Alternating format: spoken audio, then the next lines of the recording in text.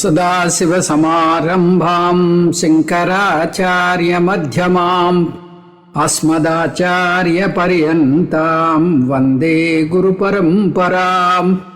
హరిః ఓం శ్రీగురుభ్యో నమః. హరిః ఓం.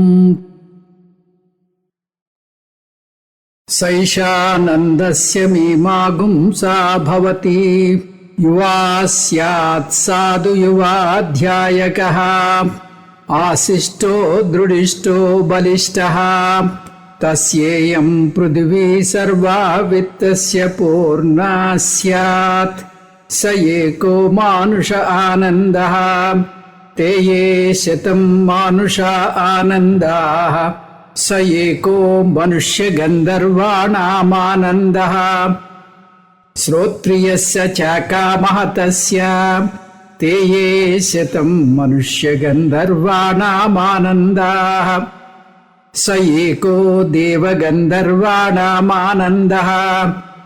శ్రోత్రియస్య చాకామహతస్య తే యే శతం దేవగంధర్వాణామానందాః స ఏకః పితॄణాం చిరలోకలోకానామానందః.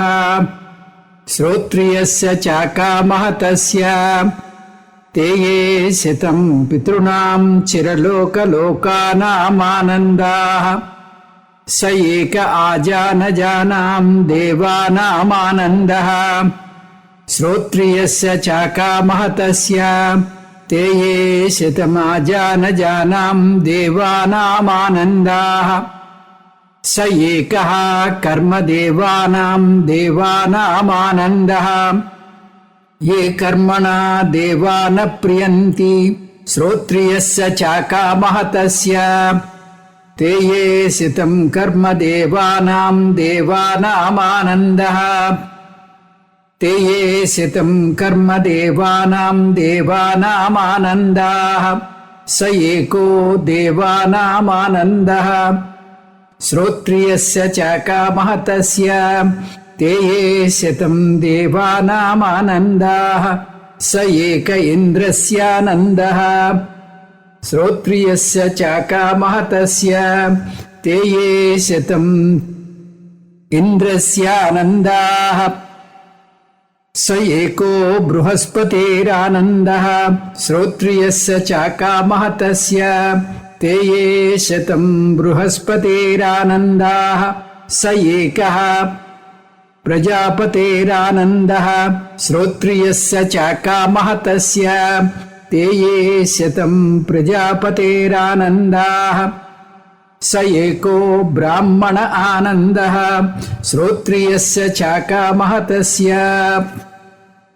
స యశ్చాయం పురుషే యశ్చాసావాదిత్యే స ఏకః స య ఏవం విత్ అస్మాల్లోకాత్ ప్రేత్య ఏతమన్నమయమాత్మానముపసంక్రామతి ఏతం ప్రాణమయమాత్మానముపసంక్రామతి ఏతం మనోమయమాత్మానముపసంక్రామతి ఏతం విజ్ఞానమయమాత్మానముపసంక్రామతి ఏతమానందమయమాత్మానముపసంక్రామతి తదప్యేష శ్లోకో భవతి. యతో వాచో నివర్తంతే అప్రాప్య మనసా సహ ఆనందం బ్రహ్మణో విద్వాన్ న బిభేతి కుతశ్చనేతి. ఏతగుం హవావనతపతి కిమహగుం సాధునా కరవం కిమహం పాపమకరవమితి. స య ఏవం విద్వాన్ ఏతే ఆత్మానగ్ స్పృణుతే ఉభే వైష ఏతే ఆత్మానగ్ స్పృణుతే య ఏవం వేద ఇత్యుపనిషత్. ఓం సహనా భవతు సహనౌ భునక్తు సహ వీర్యం కరవావహై తేజస్వినావధీతమస్తు మా విద్విషావహై. ఓం శాంతి శాంతి శాంతి. మనం క్రితం క్లాసులో ఆనంద మీమాంస గురించి చెప్పుకున్నాం. దాన్ని కొంచెం లఘువుగా మరొకసారి పునర్విమర్శ చేసుకుని ముందుకు పోదాం. ఆనందం రెండు రకాలు, కోశానందము, ఆత్మానందము. ఆత్మానందం అనుభవంలోకి రాదు, ఎందుకంటే ఆత్మానందం మీ స్వరూపం కాబట్టి. ఇంకా కోశానందాన్ని అనుభవంలోకి తెచ్చుకోవచ్చు. ఈ కోశానందాన్ని అనుభవంలోకి తెచ్చుకోవడానికి మనం ఒక ప్రత్యేకమైనటువంటి సందర్భాన్ని కానీ ఒక లోకానికి కానీ వెళ్ళి ఆయా వస్తువుల యొక్క ప్రాప్తిని కలిగినట్టయితే మనకి విషయానందం కలుగుతుంది. అదే ఆనందం. ఇక్కడ మనస్సును ప్రశాంతం చేసుకుని ఆ ప్రశాంత చిత్తంతో వివేక వైరాగ్యాలతో మనం కానీ ఉన్నట్టయితే ఆ లోకాల్లో ఉండేటటువంటి ఆనందం ఇక్కడే ఇప్పుడే కలిగేటటువంటి అవకాశం ఉంది అని శాస్త్రం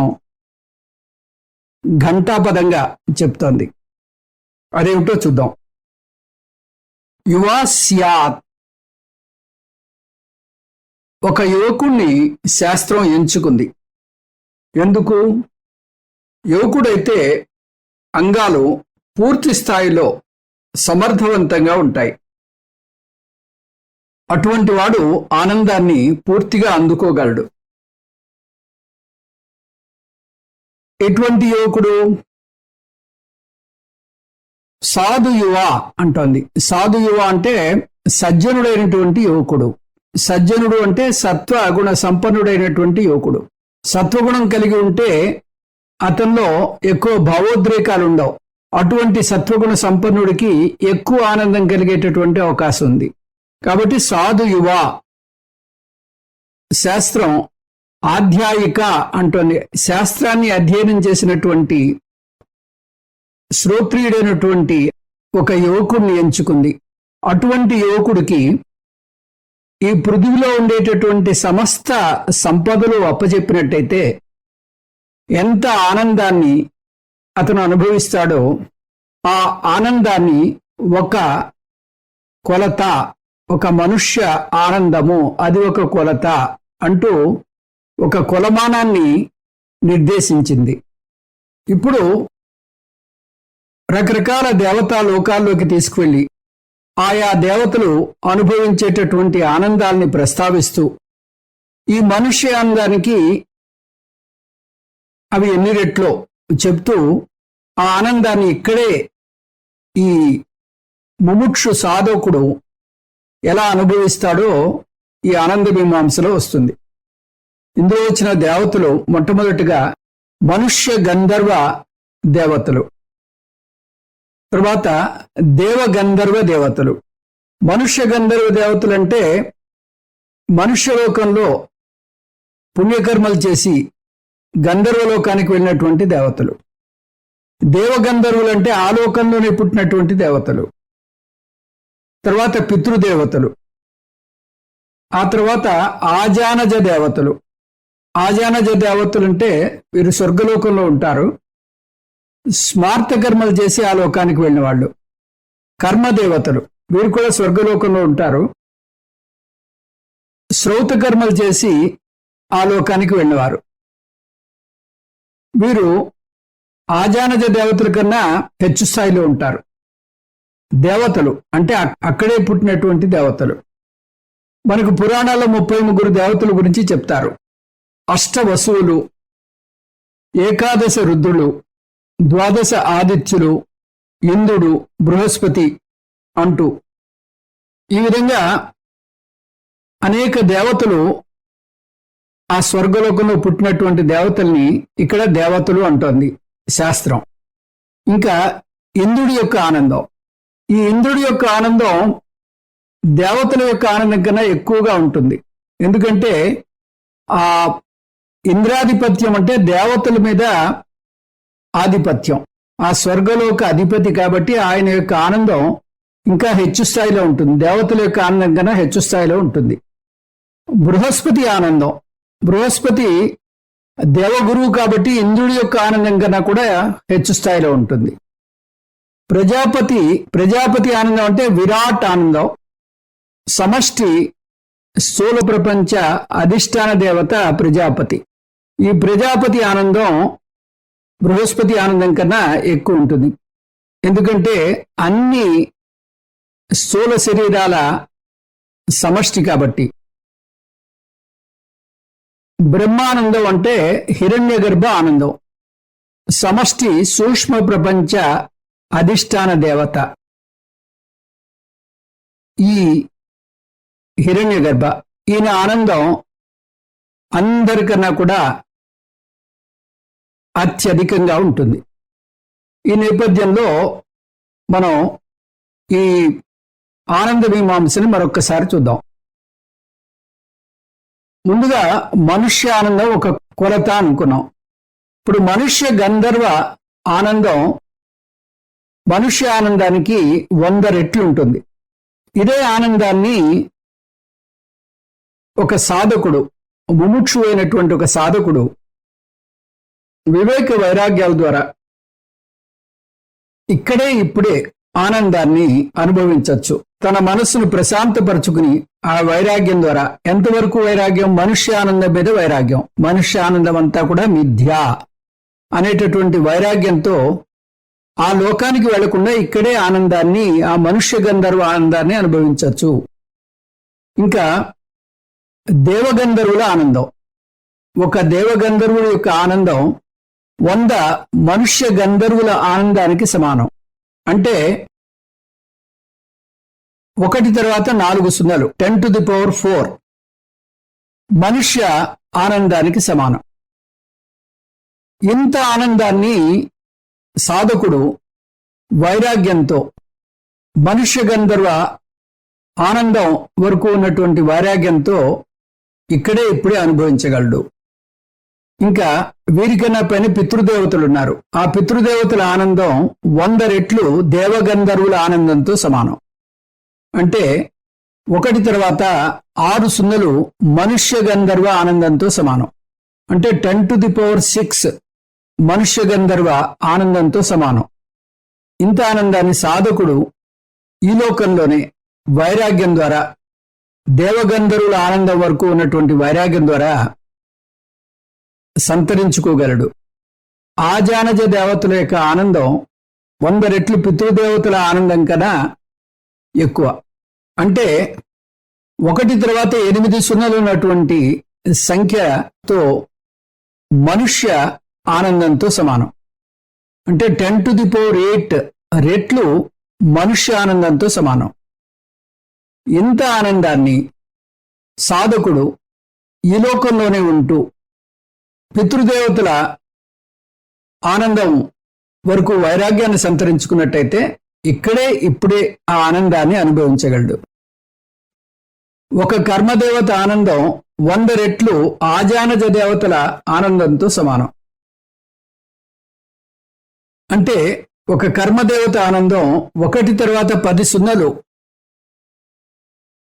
సంఖ్య వేసి అన్ని రెట్లు మనుష్య ఆనందంతో సమానం. అంటే 10 to the power 10 రెట్లు మనుష్య ఆనందంతో సమానం. ఇంత ఆనందాన్ని సాధకుడు ఆజానజ దేవతల వరకు వైరాగ్యాన్ని సంపాదించుకున్నట్టయితే ఇక్కడే ఇప్పుడే ఆ ఆనందాన్ని అనుభవించగలడు. దేవతలు, ఈ దేవత ఆనందం కర్మదేవతల ఆనందం కన్నా ఎక్కువ. ఒక దేవత యొక్క ఆనందం 100 రెట్లు కర్మదేవతల యొక్క ఆనందానికి సమానం. అంటే ఒక దేవత ఆనందం 1 తర్వాత 12 సున్నాలు పెడితే వచ్చే సంఖ్య ఎంతో అన్ని రెట్లు మనుష్య ఆనందంతో సమానం. 10 to the power 12 రెట్లు మనుష్య ఆనందంతో సమానం. ఇంత ఆనందం సాధకుడు ఈ లోకంలోనే కర్మదేవతల ఆనందం వరకు వైరాగ్యాన్ని సంపాదించినట్టయితే ఆ ఆనందం ఇక్కడే ఇప్పుడే అనుభవించగలడు. ఒక ఇంద్ర ఆనందం 100 రెట్లు దేవతల ఆనందంతో సమానం. అంటే 1 తర్వాత 14 సున్నలు రాసినట్టయితే వచ్చే సంఖ్య ఎంతో అన్ని రెట్లు మనుష్య ఆనందంతో సమానం. అంటే 10 to the power 14 రెట్లు మనుష్య ఆనందంతో సమానం. అంతటి ఆనందాన్ని సాధకుడు ఇక్కడే ఇప్పుడే దేవతల వరకు వైరాగ్యాన్ని సంతరించుకున్నట్టయితే పొందగలడు. బృహస్పతి యొక్క ఆనందం 100 రెట్లు ఇంద్ర ఆనందంతో సమానం. అంటే ఒకటి తర్వాత 16 సున్నలు గీస్తే ఎంత సంఖ్య వస్తుందో అన్ని రెట్లు మనుష్య ఆనందంతో సమానం. అంతటి ఆనందాన్ని సాధకుడు ఈ లోకంలోనే ఉంటూ ఇంద్ర ఆనందం వరకు వైరాగ్యాన్ని సంతరించుకున్నట్టయితే పొందగలడు. ప్రజాపతి ఆనందం 100 రెట్లు బృహస్పతి ఆనందంతో సమానం. అంటే ఒకటి తర్వాత 18 సున్నలు వేస్తే ఎంత సంఖ్య వస్తుందో అన్ని రెట్లు మనుష్య ఆనందంతో సమానం. అంటే 10⁻18 రెట్లు మనుష్య ఆనందంతో సమానం. ఇంకా తుది మెట్టు బ్రహ్మానందం. బ్రహ్మానందం అంటే హిరణ్మయ ఆనందం అని అర్థం చేసుకోవాలి. బ్రహ్మానందం అంటే ఆ ఆత్మానందం కాదు, ఆత్మానందం అనుభవంలోకి వచ్చేది కాదు. అంటే ఆ హిరణ్య గర్భ యొక్క ఆనందం 100 రెట్లు ప్రజాపతి యొక్క ఆనందంతో సమానం. ఒకటి తర్వాత 20 సున్నలు రాసినట్టయితే ఎంత సంఖ్య వస్తుందో అన్ని రెట్లు మనుష్య ఆనందంతో సమానం. అంటే 10⁻20 రెట్లు మనుష్య ఆనందంతో సమానం. ఇంతటి ఆనందాన్ని ఆ జ్ఞాని, ఆ సాధకుడు ఇక్కడే ఇప్పుడే పొందగలడు. ఇలాగా ప్రజాపతి వరకు ఉండేటటువంటి ఆనందం మీద వైరాగ్యాన్ని తెచ్చుకుని అదంతా మిథ్య అని తోసిపుచ్చినట్టయితే ఈ హిరణ్య గర్భ ఆనందాన్ని ఈ లోకంలోనే ఇప్పుడే అనుభవించగలడు. ఈ విధంగా మనం ఆనందం, హిరణ్య గర్భ యొక్క ఆనందం ఒకటి తర్వాత 20 సున్నాలు ఉంటే ఎంత సంఖ్య వస్తుందో అంత మనుష్య ఆనందం వస్తుంది అంటూ ఈ ఆనంద మీమాంస చెప్పింది. అయితే ఇంత గంభీరంగా చెప్తూ మళ్ళీ ఒక మాట వేసింది. సయశ్చాయం పురుషే యశ్చా సావాదిత్యే స ఏకః అంటోంది. అంటే ఇప్పుడు ఆత్మానందం గురించిన మీమాంస మొదలు పెడుతోంది తైత్రీయం. సయశ్చాయం పురుషే యశ్చా సావాదిత్యే స ఏకః. ఈ 3 వాక్యాలు కలిపితే ఒక మహావాక్యం అవుతుంది. జీవ ఈశ్వర ఐక్యాన్ని తెలిపే ఏ వాక్యమైనా కూడా మహావాక్యం అని అంటాం. జీవాత్మ పరమాత్మ ఐక్య బోధక వాక్యమే మహావాక్యం. తత్వమసి, అహం బ్రహ్మ అస్మి, ప్రజ్ఞానం బ్రహ్మ, అయమాత్మ బ్రహ్మ, ఇవి మహావాక్యాలకి ఉదాహరణలు అంటూ చెప్తారు. అటువంటి మహావాక్యాలు ఒక్కొక్క ఉపనిషత్తులోనూ కోకొల్లలుగా ఉన్నాయి. ఇప్పుడు అటువంటి మహావాక్యాన్ని ఒకదాన్ని చూడబోతున్నాం. సహ అయం ఆనందః అంటే ఈ ఆనందము యహ పురుషే, ఈ మనుషులో ఉండేటటువంటి ఆనందం, చ అసౌ ఆ ఆనందం, యహ ఆదిత్యే ఆదిత్యుడిలో ఉండేటటువంటి ఆనందం, స ఏకః అవి రెండు ఒకటే అని ఈ తైత్రీయోపనిషత్తు ప్రతిపాదన చేస్తుంది. ఇప్పుడు ఈ పదాల అర్థాన్ని కలిపి చూసినట్టయితే మనిషిలో అంటే వ్యష్టిలో ఉన్నటువంటి ఆనందం, హిరణ్య గర్భలో అంటే సమష్టిలో ఉన్నటువంటి ఆనందం రెండూ ఒకటే అంటోంది. ఇంతవరకు మనం చూస్తూ వస్తున్న ఈ కోశానందం మనిషి ఆనందానికి హిరణ్య గర్భ ఆనందం 10⁻20 రెట్లు మనుష్య ఆనందం అంటూ చెప్పింది. మరి ఇప్పుడేమో మనుష్య ఆనందం హిరణ్య గర్భ ఆనందం ఒకటే అంటోంది. అయితే శాస్త్రాన్ని తప్పు పట్టకూడదు. శాస్త్రం మీద శ్రద్ధ గౌరవం పెంచుకోవాలి. మరైతే శాస్త్రం ఎందుకు ఇలా అంటోంది అని కొంచెం మనం లోతుగా విశ్లేషించాలి. అప్పుడు మనకి ఈ మహావాక్యం అర్థం అవుతుంది. ఒక పదానికి 2 అర్థాలు ఉంటాయి. ఒకటి వాచ్యార్థం, రెండోది లక్ష్యార్థం. వాచ్యార్థం అంటే ప్రత్యక్షంగా కనిపించేటటువంటి అర్థం. లక్ష్యార్థం అంటే పరోక్షంగా మనకి సూచించబడేటటువంటి అర్థం. ప్రత్యక్ష అర్థం మనకి పొసగనప్పుడు పరోక్షమైనటువంటి లక్ష్యార్థాన్ని ఎంచుకోవాలి. వాచ్యార్థం కుదరని చోట లక్ష్యార్థం ఎలా ఉపయోగించుకోవాలో ఈ ఉపనిషత్తులోనే సత్యం జ్ఞానం అనంతం బ్రహ్మ వాక్య విచారణలో మనం చూసాం. నియమం ఏమిటంటే ముందు వాచ్యార్థాన్ని చూడాలి. అది ఆ సందర్భంలో కుదిరినట్టయితే అప్పుడు లక్ష్యార్థం కోసం ప్రయత్నం చేయాలి. ఆ వాక్యంలో అర్థం లేదు, కానీ శాస్త్రం అలా ఎన్నడూ అర్థం లేని వాక్యాన్ని బోధించదు. ఎందుకంటే శాస్త్రం వచ్చింది సాక్షాత్తు ఆ పరబ్రహ్మ పరమాత్మ నుంచే. కాబట్టి ఈ రెండిట్లో ఏదో ఒక అర్థం సరిపోవాలి. ఈ నేపథ్యంలో ఈ వాక్యాన్ని చూద్దాం. ఆనందం పదానికి వాచ్యార్థం లక్ష్యార్థం రెండూ ఉన్నాయి. ఆనందం పదానికి వాచ్యార్థం కోశానందం. నేను అంతకు ముందు ఆనందంగా ఉన్నాను, ఇప్పుడు ఆనందంగా ఉన్నాను, భవిష్యత్తులో ఆనందంగా ఉంటాను అని చెబుతాం. అదంతా కోశానందం గురించి. ఆనందానికి వాచ్యార్థం తీసుకుంటే మనుష్య ఆనందం, హిరణ్యగర్భ ఆనందం రెండూ కూడా కోశానందాలే. ఈ విధంగా చూస్తే వాచ్యార్థం కుదరదు. ఎందుకంటే ఈ రెండు ఆనందాల మధ్య ఎంతో భేదం ఉంది. మనుష్య ఆనందం ఒక కొరత అనుకుంటే హిరణ్యగర్భ ఆనందం 10⁻20 రెట్లు ఎక్కువ అని తెలుసుకున్నాం. వాచ్యార్థం కుదరలేదు కాబట్టి లక్ష్యార్థం తీసుకోవాలి. ఇక్కడ లక్ష్యార్థం ప్రకారం ఆనందం అంటే ఆత్మానందం లేదా బింబానందం. అందువల్ల ఈ అనువాకంలో ఈ మహావాక్యాన్ని ఎవరైతే అర్థం చేసుకుంటారో వారు ఆత్మానంద జ్ఞానాన్ని పొందుతారు అని వస్తుంది.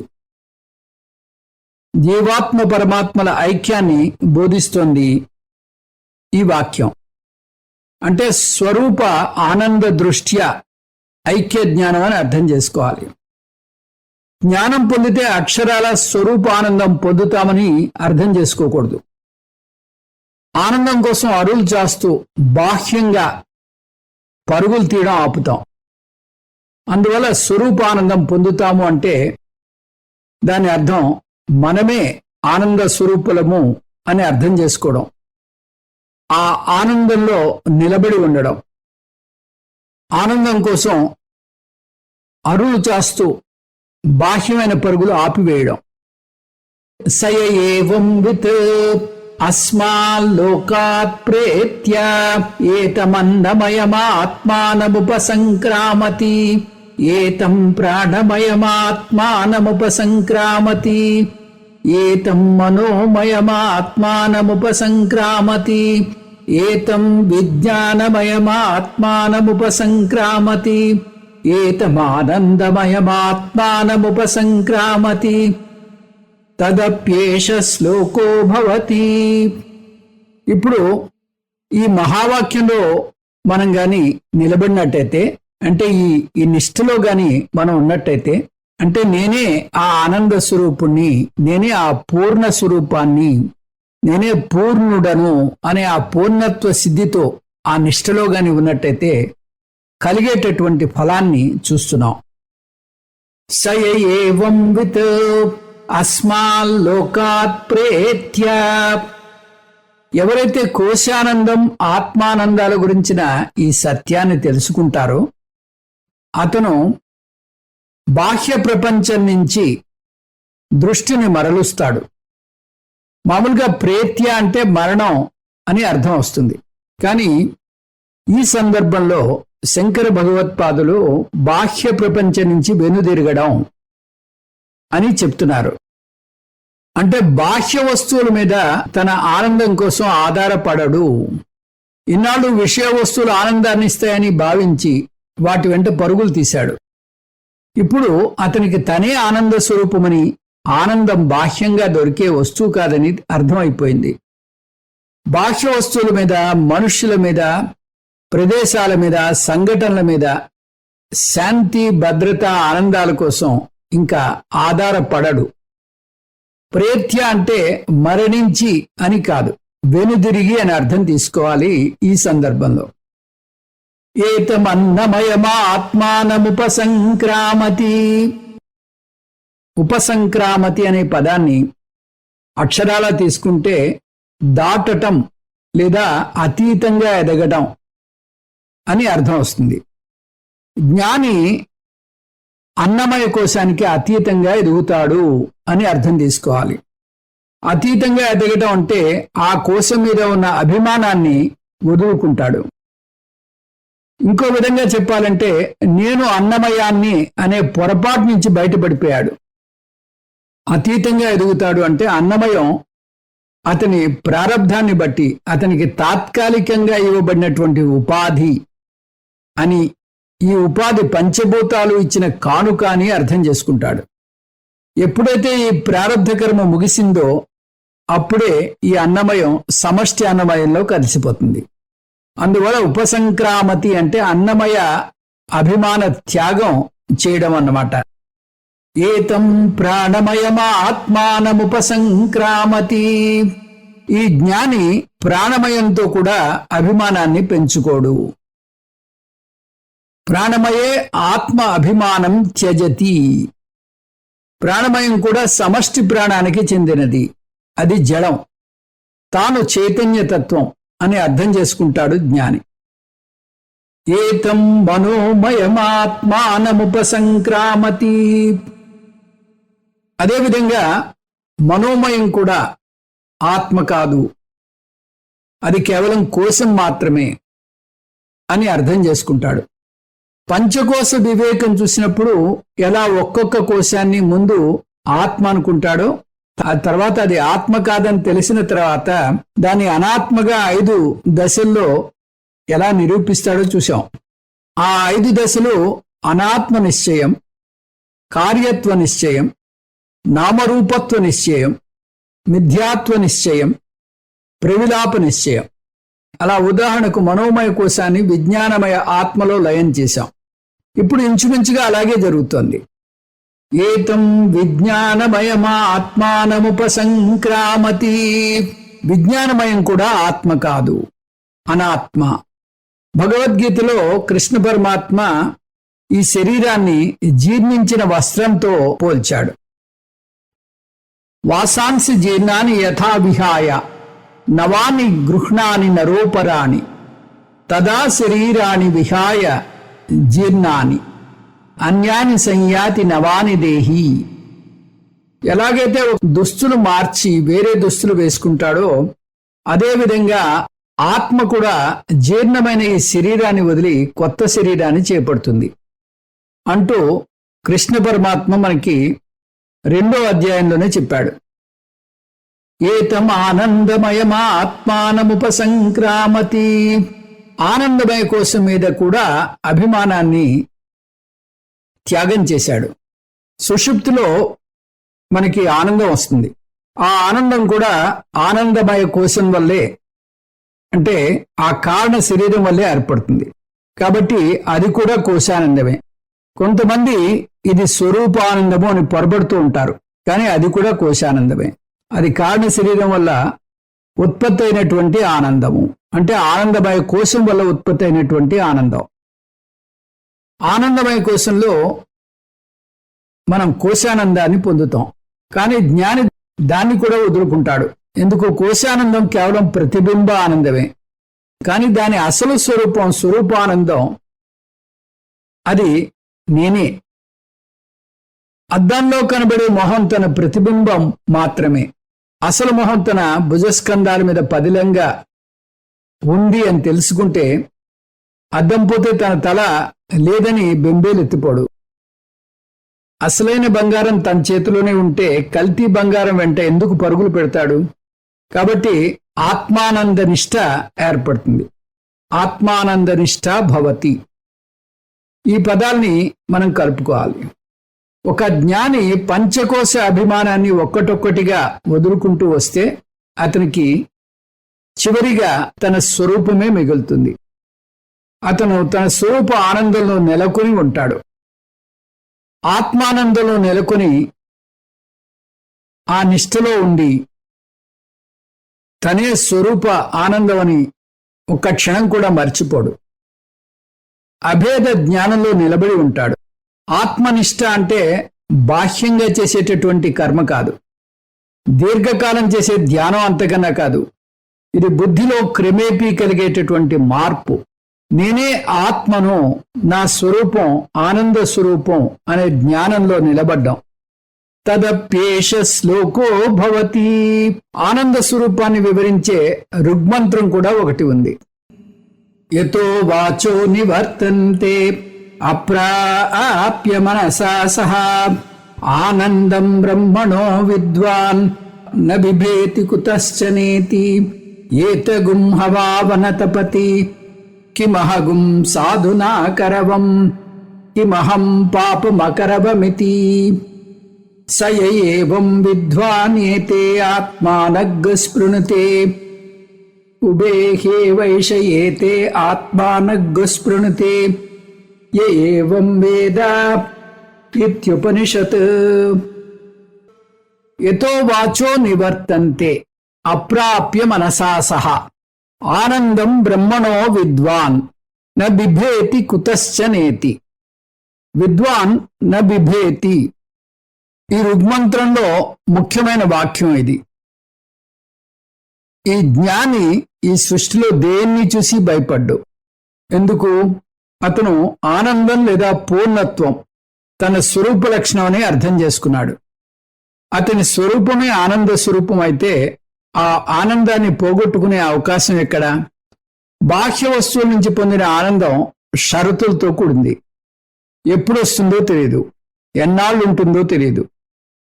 ఎప్పుడు దుఃఖంలో ముంచెత్తి మటు మాయమైపోతుందో అసలే తెలియదు. ఆనందం వచ్చిందనే ఆనందం కన్నా ఆ వచ్చిన ఆనందం ఏ క్షణంలో జారిపోతుందో మాయమైపోతుందో అనే ఆందోళనే తినేస్తుంది మనిషిని. బాహ్య వస్తువుల నుంచి వచ్చే ఆనందంలో 2 దశలున్నాయి. అవి యోగం, క్షేమం. యోగం అంటే బాహ్య వస్తువుల్ని పొందడం. క్షేమం అంటే ఆ పొందిన వస్తువుని 10 కాలాల పాటు నిలబెట్టుకోవడం. కానీ జ్ఞానికి యోగక్షేమాల బెడదలేదు. అతనే ఆనందానికి నిలవు. ఇంకా అది వస్తుందో రాదో అనే బెంగలేదు, వెళ్ళిపోతుందేమోననే ఆందోళన లేదు. యోగక్షేమాల గురించి బెడద అసలే లేదు. అందువల్ల అతను కొంచెం కూడా భయపడడు. బ్రాహ్మణ ఆనందం, బ్రాహ్మణ ఆనందం విద్వాన్. బ్రహ్మానందం లేదా ఆత్మానందం తన స్వరూపం అని అర్థం చేసుకున్న జ్ఞానికి దాన్ని పోగొట్టుకుంటానేమో అనే భయం ఉండదు. ఎందుకంటే స్వరూపం అంటే ఎన్నటికీ మారనది అని అర్థం. అది బ్రహ్మ. ఎటువంటి బ్రహ్మ? యతో వాచో నివర్తంతే అప్రాప్య మనసా సహా. ఆ బ్రహ్మను వాక్కు మనస్సు కూడా చేరుకోలేక వెనుదిరుగుతున్నాయి. ఎలా వెనుదిరుగుతున్నాయి? అప్రాప్య, అక్కడి దాకా చేరకుండానే వెనుదిరుగుతున్నాయి. బ్రహ్మం చేరుకున్నాయి అంటే బ్రహ్మ ఒక ఆబ్జెక్ట్ అయిపోతుంది. కానీ అక్కడ బ్రహ్మ ఆబ్జెక్టు కాదు, సబ్జెక్టు. సబ్జెక్టుని వాక్కు గాని మనస్సు గాని చేరుకోలేవు. అందువల్ల ఎవరైతే బ్రహ్మ బాహ్య వస్తువు కాదు, తనే అని అర్థం చేసుకుంటాడో అతనికి భయం అనేదే లేదు. ఎన్నడూ భయం వేయదు. అభయం ప్రతిష్టాం బిందతే. ఇక్కడితో ఆనంద మీమాంస పూర్తయింది. ఈ ఆనంద మీమాంస నుంచి కొన్ని ఉపసిద్ధాంతాలు మనం గ్రహించవచ్చు. ముందుగా మనం ఆత్మానందానికి కోశానందానికి మధ్య ఉన్న వ్యత్యాసాన్ని బాగా అర్థం చేసుకున్నాం.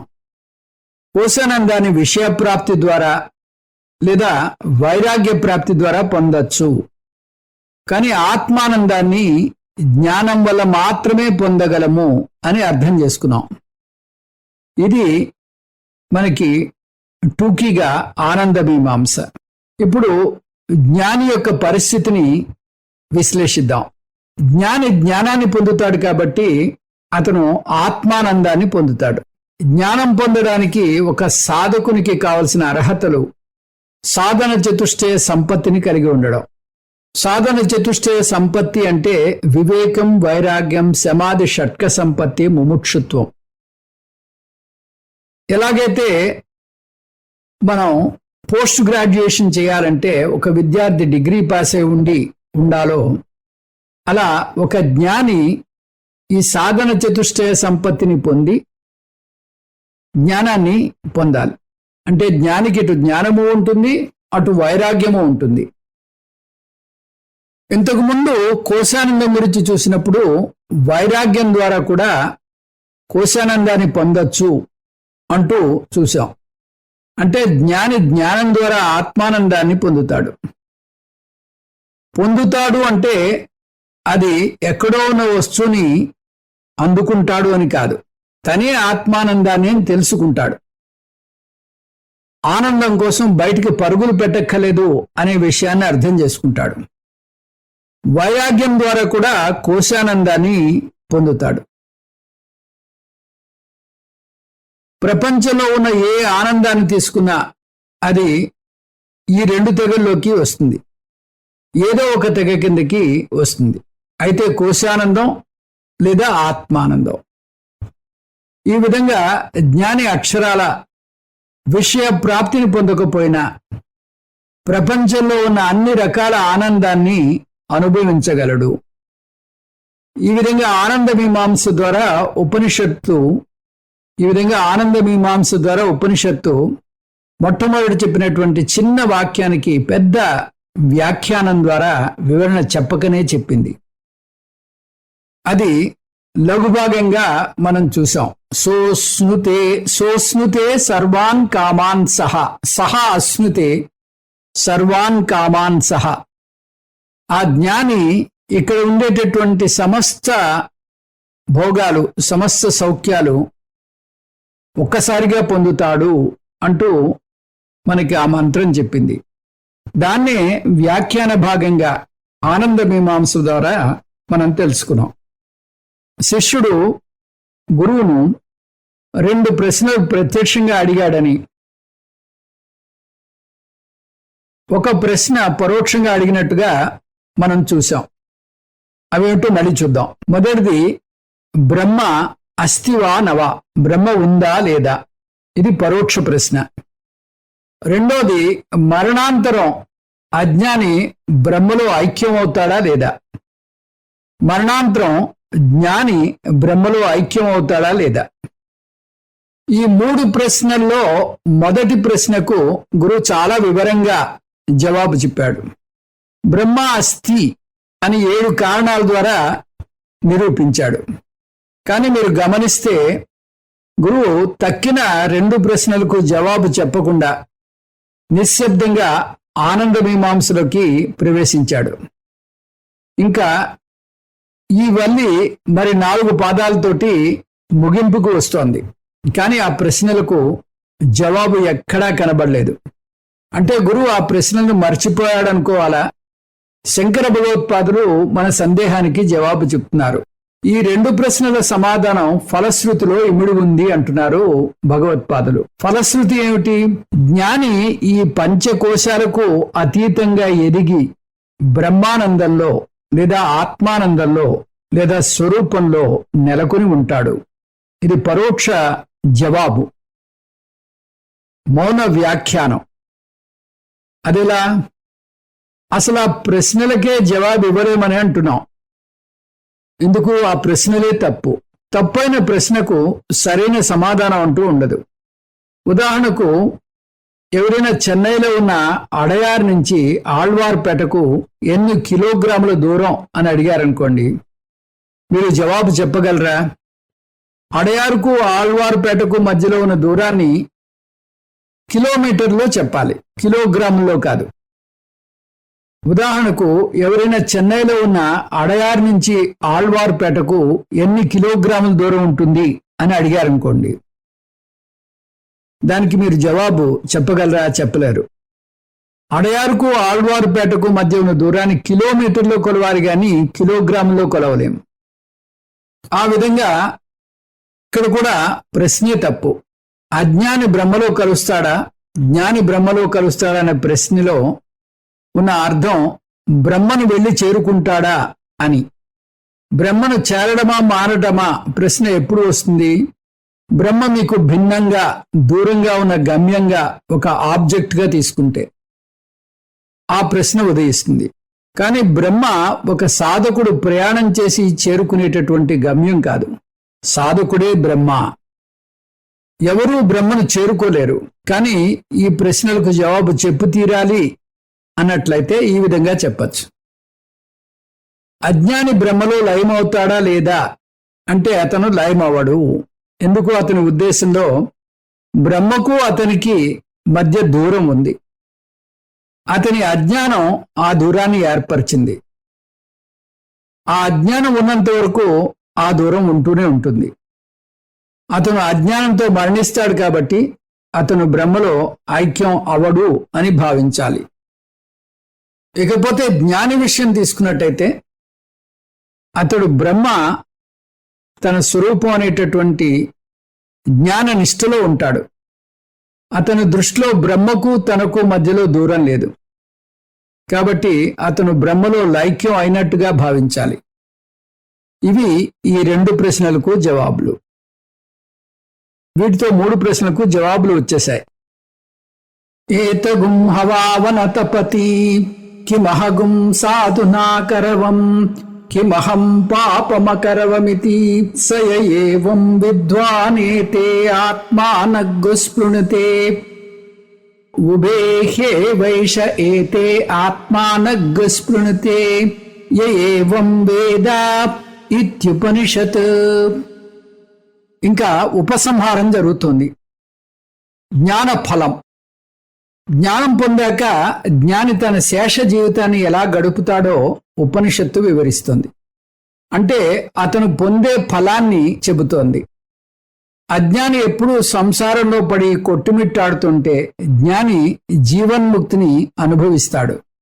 అంటే అతను ఇక్కడే ఇప్పుడే సంసార బంధం నుంచి విముక్తి చెందుతాడు. ఈ భాగం సారాంశం ఇదే. సంసారాన్ని అనేక రకాలుగా మనం నిర్వచించవచ్చు. సంసారాన్ని అనేక రకాలుగా మనం చూడొచ్చు. సంసారం అనేక భావోద్రేకాల రూపంతో మనని బాధపెడుతూ ఉంటుంది. సంసారానికి మూల కారణాన్ని శోధిస్తే అది ఆత్మ అజ్ఞానం. ఈ అజ్ఞానం కారణమైతే దాని ప్రభావం వల్ల అనేక భావోద్రేకాల్ని ఎదుర్కోవలసి వస్తుంది. ఇక్కడ ఉపనిషత్తు అలాంటి భావోద్రేకాల వల్ల వచ్చేటటువంటి 2 సమస్యల్ని ఎన్నుకుంది. నేను చేయాలనుకున్నది చేయలేకపోయాను, ఒక సమస్య. ఇటువంటి తప్పుడు పని ఎందుకు చేశాను, ఇంకొక సమస్య. వాటిని కొంచెం ఇంకా వివరంగా చూద్దాం. మనిషిని పట్టి కుదిపేసే బాధల్లో ఒకటి గతం గురించిన పశ్చాత్తాపం.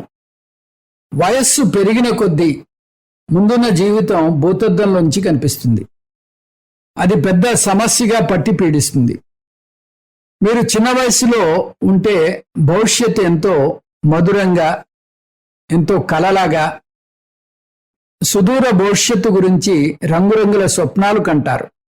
కానీ 40 లేదా 50 పడేసరికి సుదూరంగా ఉన్న భవిష్యత్తు దగ్గరికి వచ్చేస్తుంది. జీవితం తగ్గిపోతుంది. దాంతో భవిష్యత్తు గురించి పంచరంగుల స్వప్నాలు కనే బదులు వెనక్కి తిరిగి గతంలోకి తొంగి చూడడం మొదలెడతారు. గతంలోకి తొంగి చూసిన కొద్దీ గతం గురించిన పశ్చాత్తాపం ఎక్కువ అవుతుంది. ఎవరో వృద్ధాప్యాన్ని అద్భుతంగా వర్ణించారు. భవిష్యత్తు గురించిన రంగురంగుల కలల స్థానంలో గతం గురించిన బాధలు చోటు చేసుకుంటున్నాయంటే వృద్ధాప్యం మీద పడుతున్నట్టు అని అర్థం. గతంలోకి తొంగి చూడటం కూడా అంతకంతకు ఎక్కువ అవుతూ ఉంటుంది. గతం గురించిన ఆలోచన ఎక్కువైన కొద్దీ సహజంగానే గతం గురించి మాట్లాడడం ఎక్కువ అవుతుంది. ఒక ముక్కలో చెప్పాలంటే గతంలోని ఒమిషన్స్ అండ్ కమిషన్స్ మనస్సుని తొలిచివేస్తాయి. ఒమిషన్స్ అంటే మనం చేసి ఉండాల్సిన పనులు చేయకపోవడం, అలా చేసి ఉండాల్సింది అని మనకి పదే పదే అనిపిస్తూ ఉంటుంది. కమిషన్స్ అంటే చేయకూడనివి చేయడం, నేను అలా చేయకుండా ఉండాల్సింది అంటూ పదే పదే విలపిస్తూ ఉంటాం. ఈ రెండే బాధిస్తాయి. ఇదే సంసారం అంటే. ఈ సంసారం నుంచి ఎన్నడూ తప్పించుకోలేరు, ముఖ్యంగా వృద్ధాప్యంలో. ఎందుకు? మీరు యవ్వనంలో ఉండగా ఇలా ఏదైనా బాధిస్తే ఏ పనిలోనో బలవంతంగా కూరుకుపోయి మీ మనస్సు మిమ్మల్ని తొలిచివేయకుండా వేరే వ్యాపకంలోకి పెట్టేస్తుంది. కానీ వృద్ధాప్యంలో మీ పప్పులు ఉడకవు. ఒంటరిగా మంచం మీద పడుకుని పలికే దిక్కు లేక, చేసే పని లేక శూన్యంలోకి చూస్తూ మీకు తెలియకుండానే గతంలోకి జారిపోతారు.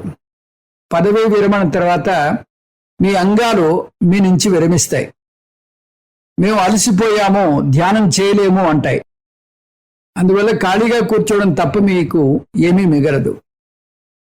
అప్పుడు ఈ 2 రకాల పశ్చాత్తాపాలు కురిపివేస్తూ ఉంటాయి.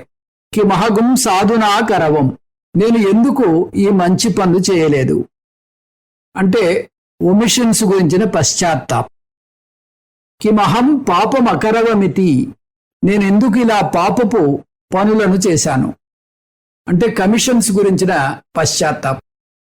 ఈ ఒమిషన్స్ కమిషన్స్లని కలిపి గిల్ట్ అంటారు, అంటే పశ్చాత్తాపం.